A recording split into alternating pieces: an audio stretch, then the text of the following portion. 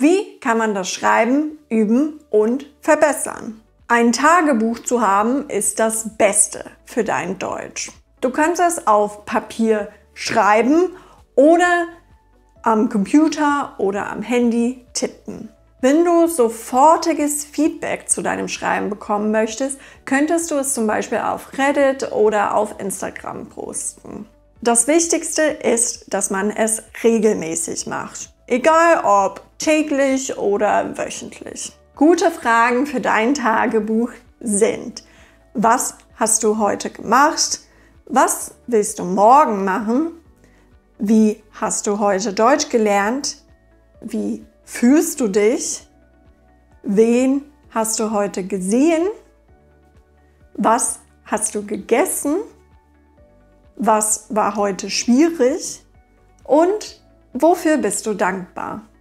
Wenn du Anfänger bist, dann hast du nicht so viel Vokabular und kannst nur relativ einfache Sätze selber schreiben. Vielleicht ist es noch ziemlich schwierig, in einer Vergangenheitsform zu schreiben. Dann kannst du einfach genau das schreiben, was du an dem Tag gemacht hast, aber im Präsens. Du kannst die Wörter, die du noch nicht kennst, nachschauen und dann weißt du, dass du Wörter lernst, die eben für dich und dein Leben relevant sind. Hier ein Beispiel. Heute stehe ich um 7 Uhr auf.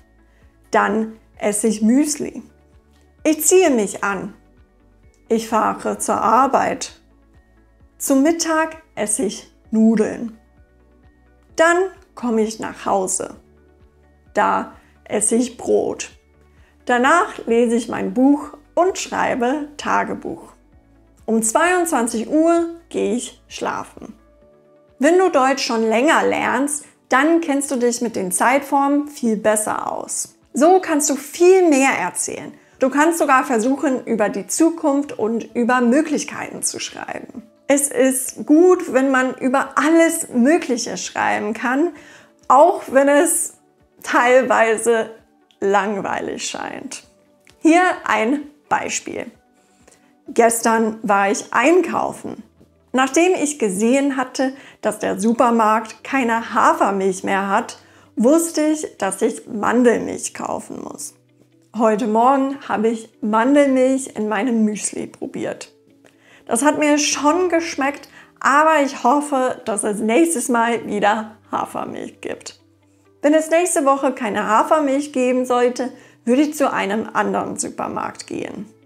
Wichtig ist, dass du regelmäßig schreibst. Du kannst auch einfach ein paar Sätze pro Tag oder pro Woche schreiben. Aber Übung macht den Meister. Vielleicht wird es mit der Zeit langweilig, wenn du nur über alltägliche Sachen schreibst, besonders wenn du ganz schön viele Wörter kennst. Aber wie findet man weitere Ideen? Wenn du einen Film oder eine Serie schaust oder ein Buch oder einen Artikel liest, kannst du versuchen, es zusammenzufassen. Halte nun das Video an und versuche, den letzten Film oder die letzte Fernsehserie, die du gesehen hast, auf Deutsch zusammenzufassen. Ich werde hier sein, wenn du fertig bist. Und wenn du fertig bist, dann schreibe deine Zusammenfassung in die Kommentare, wenn du Feedback dazu bekommen möchtest. Diese Übung ist viel einfacher, wenn das, was du zusammenfassen möchtest, auf Deutsch ist.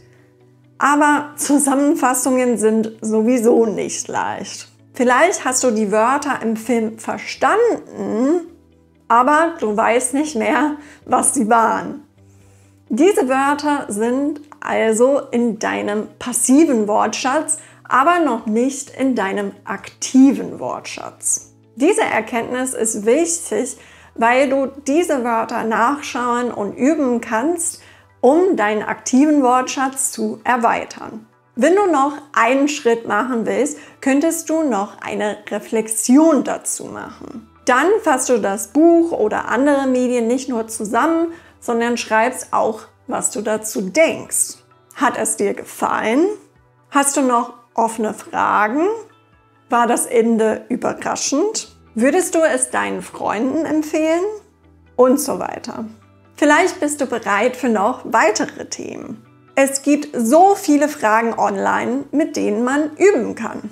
Du kannst nach Übungen suchen, die für Leute, die Deutsch als Fremdsprache lernen, gedacht sind. Du kannst aber auch nach Übungen suchen, die für Muttersprachler gedacht sind. Diese sind normalerweise an Leute gerichtet, die zum Beispiel eine Schreibblockade haben. Ich habe schon 10 Fragen für euch ausgesucht.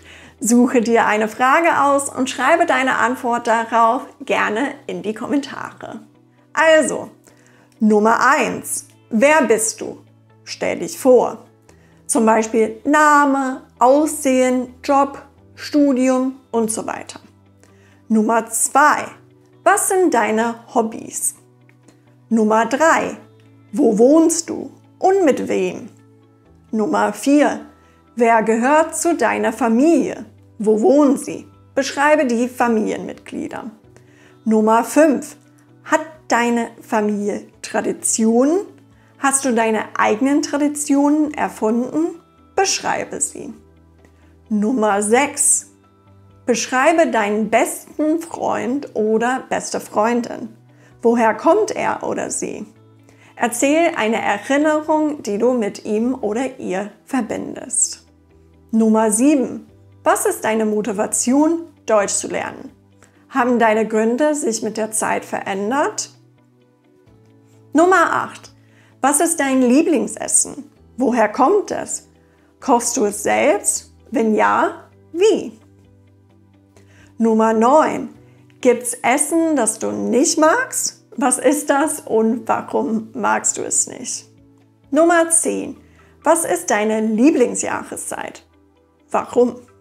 Die Fragen findest du auch in den Kommentaren und in der Infobox. Schreiben besteht natürlich nicht nur aus Schreiben, sondern auch aus dem Überarbeiten von Texten. Das müssen wir dann auch üben.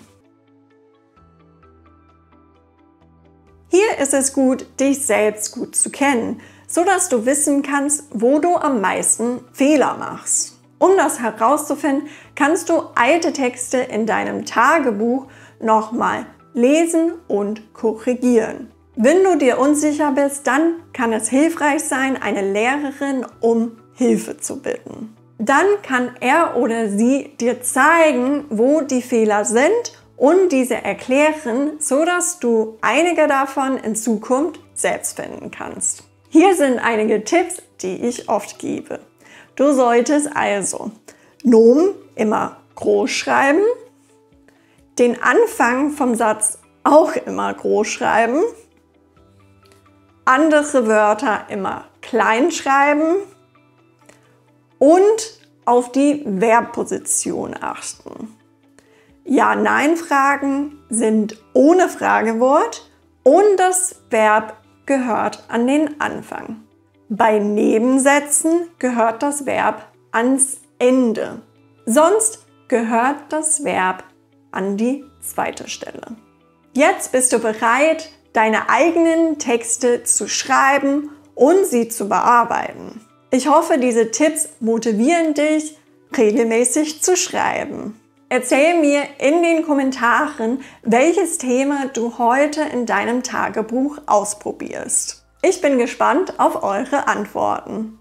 Und schreibe mir auch gerne, falls du noch Fragen hast. Wenn du hilfreiches Feedback zu deinen Texten bekommen willst, melde dich für Unterricht mit mir an.